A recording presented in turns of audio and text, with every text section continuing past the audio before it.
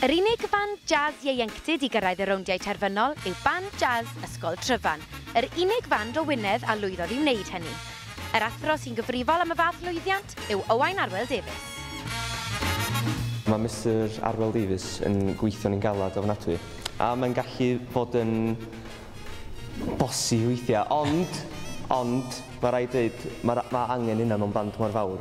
Oherwydd os oes yna ddim awdurdod, os yna ni'n mynd i'n unlla, dwi'n meddwl bod yn gwneud job ffantastig, chwarae teg.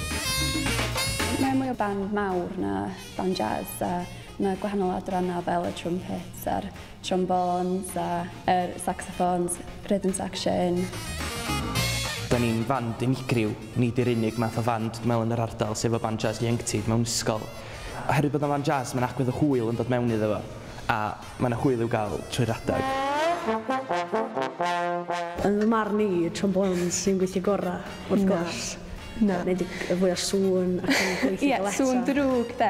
Sŵn drwg. A wedyn mae'r trumpet yn cael ei beio rhan fwy ar adag am beidio marfer, ddim digon o'r sŵn. Rhythm section yn bass guitars yn, wel, dim yn dda iawn.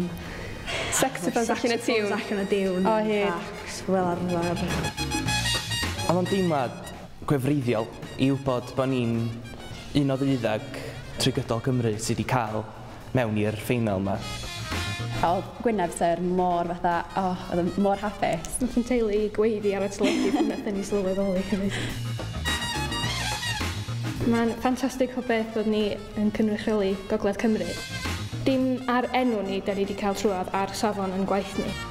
Ti dwi erioed wedi bod mewn cystadlaeth mor fawr o hyn, dwi'n meddwl, efo ystod mor eang o bandiau.